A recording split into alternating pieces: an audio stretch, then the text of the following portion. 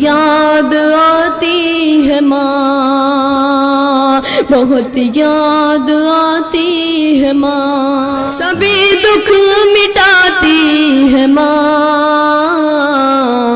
بہت۔ السلام علیکم ورحمۃ اللہ وبرکاتہ۔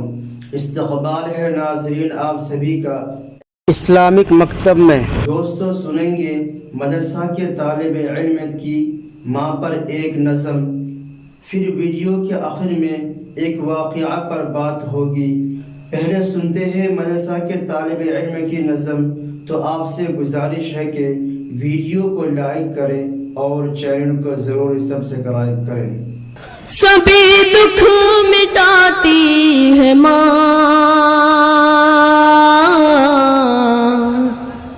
بہت یاد آتی ہے ماں، بہت یاد آتی ہے ماں، بہت یاد آتی ہے ماں، سبھی دکھ مٹاتی ہے ماں، بہت یاد آتی ہے ماں، بہت یاد آتی ہے ماں۔ میں بند پڑھتا ہوں، دیکھیے گا، اور آپ سب لوگوں کی دعائیں چاہتا ہوں۔ میں پڑھتا ہوں، دیکھیے گا۔ میں ہوں کون مجھ کو بتایا تھا ماں نے، مجھے پہلا کلمہ پڑھایا تھا ماں نے، میں ہوں کون مجھ کو بتایا تھا ماں نے، مجھے پہلا کلمہ پڑھایا تھا ماں نے، وہ یہ چاہتی تھی کہ میں سیکھ جاؤں، کہ پڑھ پڑھ کے قرآن سنایا تھا ماں نے، خدا سے ملاتی ہے ماں، بہت اچھا، واہ واہ واہ، بے شک، واہ واہ واہ واہ۔ اپنے بچوں کو عذابوں سے بچا لیتی ہے ماں، دعا کر کے خدا کو بھی منا لیتی ہے۔ واہ واہ، بہت شکریہ آپ سبھی لوگ، آپ لوگ اسی طرح سے سنتے رہیے۔ میں پڑھتا ہوں، بند پڑھتا ہوں، دیکھیے گا۔ جی ارشاد۔ وہ ہاتھوں سے اپنے کھلاتی تھی مجھ کو، کبھی لوریاں بھی سناتی تھی مجھ کو، وہ ہاتھوں سے اپنے کھلاتی تھی مجھ کو، کبھی لوریاں بھی سناتی تھی مجھ کو، یہ کہہ کر کہ تو تھک گیا میرے بیٹے۔ کیا کہنا چاہتے ہیں وہ نیچے کمنٹ باکس میں ضرور بتائیں۔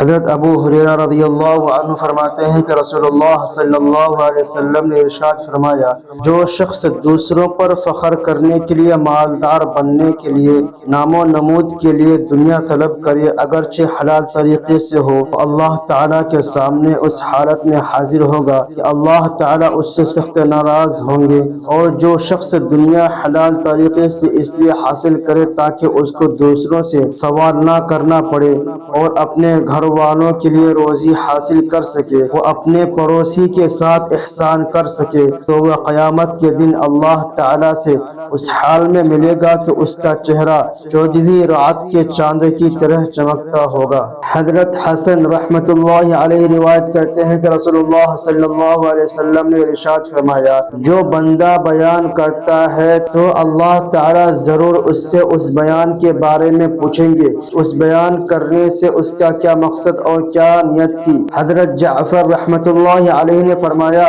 حضرت مالک بن دینار رحمت اللہ علیہ جب اس حدیث کو بیان فرماتے تو قدر روتے کہ ان کی آواز بند ہو جاتی، پھر فرماتے، لوگ سمجھتے ہیں کہ تمہارے سامنے بات کرنے سے میری آنکھیں ٹھنڈی ہوتی ہیں، یعنی میں بیان کرنے سے خوش ہوتا ہوں، مجھے معلوم ہے کہ اللہ تعالیٰ قیامت کے دن یقیناً مجھ سے پوچھیں گے کہ اس بیان سے تیرا کیا مقصد تھا۔ حضرت ابن عباس رضی اللہ عنہما سے روایت ہے کہ رسول اللہ صلی اللہ علیہ وسلم نے ارشاد فرمایا، جو شخص لوگوں کو خوش کرنے کے لیے اللہ تعالیٰ کو ناراض کرتا ہے تو اللہ تعالیٰ اس پر ناراض ہوتے ہیں اور ان لوگوں کو بھی ناراض کر دیتے ہیں جنہیں اللہ تعالیٰ کو کو ناراض کر کے خوش کیا تھا، اور جو شخص اللہ تعالیٰ کو خوش کرنے کے لیے لوگوں کو ناراض کرتا ہے تو اللہ تعالیٰ اس سے خوش ہو جاتے ہیں اور ان لوگوں کو بھی خوش کر دیتے ہیں جن کو اللہ تعالیٰ کو خوش کرنے کے لیے ناراض کیا تھا،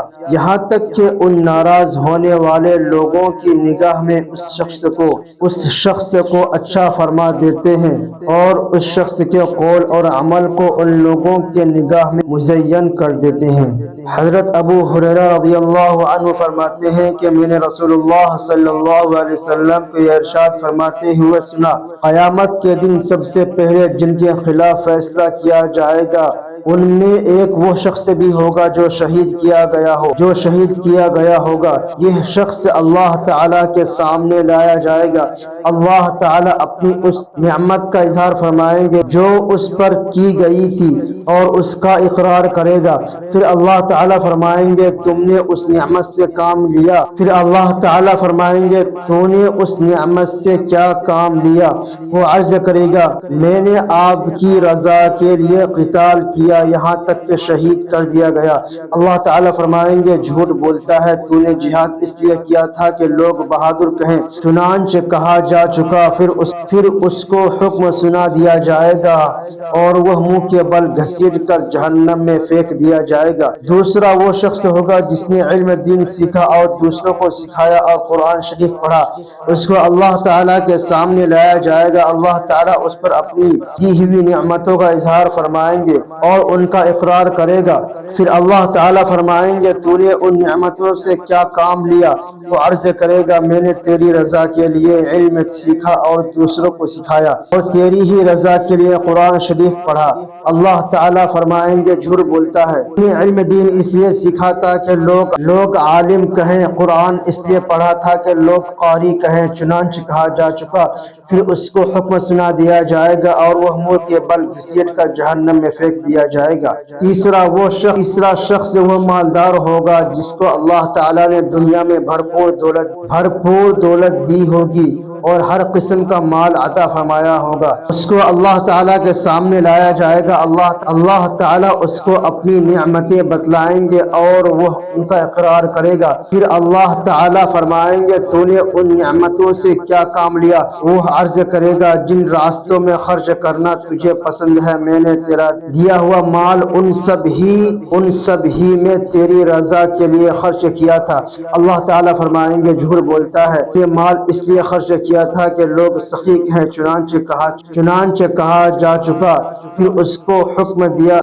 کو حکم سنایا جائے گا اور وہ منہ کے بل سیٹ کر جہنم میں پھینک دیا جائے گا۔ ابو ہریرہ رضی اللہ عنہ سے روایت ہے کہ رسول اللہ صلی اللہ علیہ وسلم نے ارشاد فرمایا جس نے وہ علم اللہ تعالیٰ کی رضا کے لیے سیکھنا چاہیے تھا دنیا کا مال و متاع حاصل کرنے کے لیے سیکھا، وہ قیامت کے دن جنت کی خوشبو بھی نہ سونگھ سکے گا۔